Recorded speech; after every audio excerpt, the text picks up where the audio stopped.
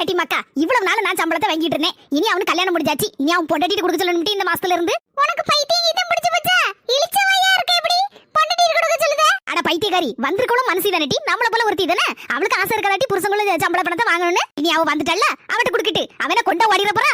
என் புள்ள வரட்டும், வந்த உடனே சம்பள பணத்தை உன் பொண்டாட்டிட்டு குடு மக்கான்னு சொல்லுவேன். ஏமா காபி குடிச்சியா? ஆமல மக்கா, இப்பதான் காபி குடிச்சேன்.